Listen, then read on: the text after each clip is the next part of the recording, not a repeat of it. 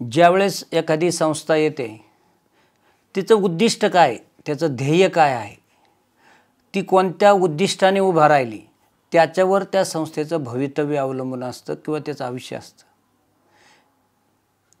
अनेक नवीन संस्था आल्या,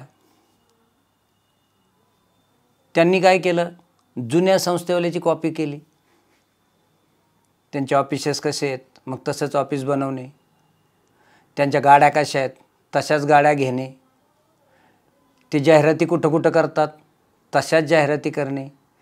ते कॅलेंडर किती छापतात, त्याच्यापेक्षा जास्त कॅलेंडर छापणे. आपले कस्टमर कमी, कॅलेंडर जास्त. ते किती होर्डिंग लावतात, तेवढे होर्डिंग लावणे.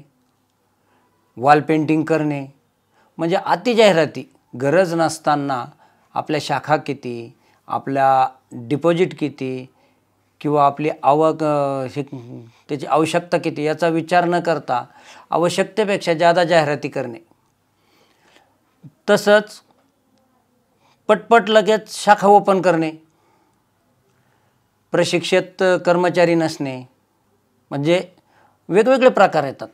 दुसरा प्रकार असा येतो का जादा व्याजदराच्या ठेवी घेणे, बल्क डिपॉझिट घेणे.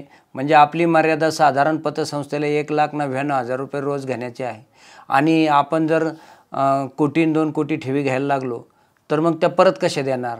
मोठ्या प्रमाणात कर्ज वितरण करणे. म्हणजे काय, एकाच व्यक्तीला जास्त कर्ज देणे. याच्यामुळं पण संस्था अडचणीत येऊन जातात. आणि मोठं बल्क डिपॉझिट घेतल्यानंतर काय होतं, तो जर अचानक मागायला आला तर मग हे इकडे तिकडे याच्याकडे त्याच्याकडे बघून त्याला पैसे द्यावे लागतात.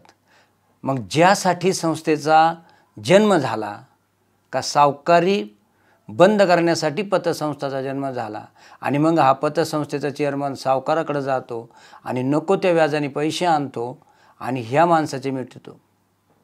आणि नंतर त्या सावकाराचे पैसे देता देता आणि त्याचं व्याज मिटवता मिटवता याला हलवतात. व्याजदर ठरवताना सुद्धा योग्य व्याजदर असला पाहिजे. साधारण आता बँकेचे व्याजदर काय चालू आहेत, 8% चालू आहे. पतसंस्थेने जास्तीत जास्त 10% व्याज द्यावं. पण जर पतसंस्था 13%, 14%, 14.20, 15.20, 16.20, 18.20 असे जर व्याजदर द्यायला लागली तर कसं होणार. अनेक माझ्या मित्रांना, तरुण मित्रांना असं वाटतं की पतसंस्था बिझनेस आहे. म्हणजे काय, लोकांच्या पैशावर आपण मोठं व्हायचं. पण हे तसं नाही. हे सोशल वर्क आहे. ज्या लोकांकडे पैसे शिल्लक आहेत, लोकांनी काबाड कष्ट करून पैसे साचवलेले असतात, आयुष्यभर कष्ट केले. कोणाच्या मुलाच्या शिक्षणाचे पैसे असतील, कोणाच्या मुलीच्या लग्नाचे पैसे असतील, कोणाला घर घ्यायचं असेल, कोणाला शेती घ्यायची असेल, कोणाच्या आजारपणाचे पैसे असतील, असे पैसे ते इकडे पतसंस्था बँकामध्ये ठेवतात. आणि ज्याला गरज आहे, ज्याला दुकान टाकायची, का बा आपल्याला अनेक लोक उभा करायचे आहेत, त्या लोकांसाठी ते कर्ज द्यायचं.